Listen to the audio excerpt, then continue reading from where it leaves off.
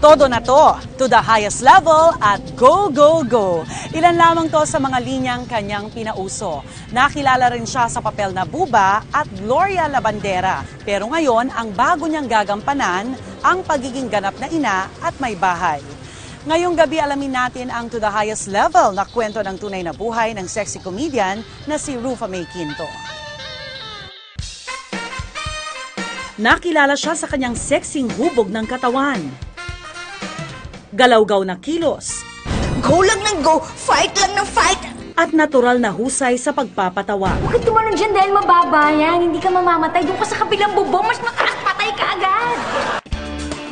Ito ang tatak ng sexy comedian na si Rufa May Quinto. Muli kong nakakwentuhan itong si Rufa May o Peachy sa kanyang mga kaibigan. And this time around, tila mas blooming pa siya dahil sa kanyang pagbubuntis. Ikaw emotionally, parang handa ka na rin. Gusto mo na magkapamilya? Handa na ako, pero hindi mo pala masasabi mo lang parang handang-handa kapag nandiyan na, no? Yung gano'n, laging unsure ka sa mga gagawin. Kahit na nakaplanado. May gano'n eh, hindi kagaya ngayon. Gusto kong gumising kasi kailangan kong magising. Dami ko kailangan memorize, linisin, ayusin, plano. Tapos kailangan maayos lahat. Yung parang ang saya-sayang gumising lagi. Nasa ikalimang buwan na ng pagbubuntis si Peachy at kwento niya, hindi raw pala ito madali. Ang nalaman mo, initial reaction lang? What was your... Iyak ako ng iyak. Una sabi ko, lalo kong minahal nanay ko. Thank you ako kay Lord. Tapos marami, halo-halo, ang dami ko nararamdaman.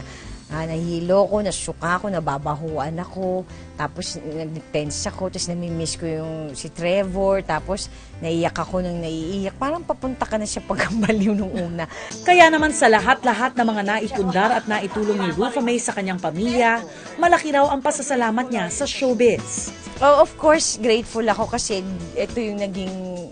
Nakalagpas ako sa lahat-lahat ng ganap sa buhay ko na hindi masyadong masaya, pero naging masaya lahat. Sobrang happy ako and proud. At least, kasabay ng aking bagong hinaharap ngayon. Hinaharap ito na hindi na ito, di ba? O, at least laging may hinaharap. O, ba't di ako haharap, di ba? Sa camera.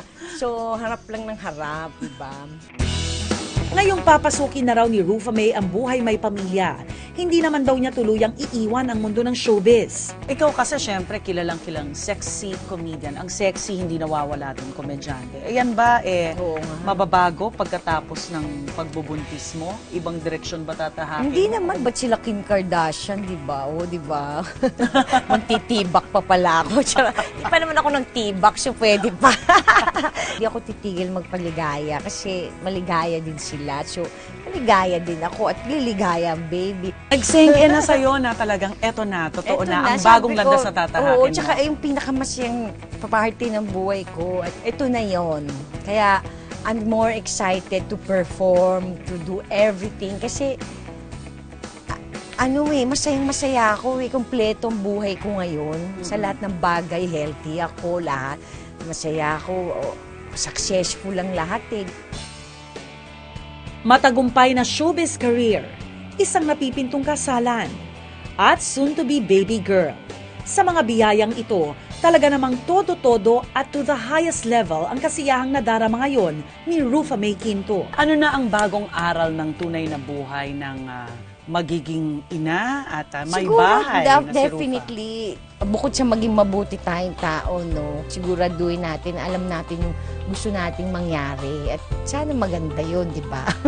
So, like a life is like a game.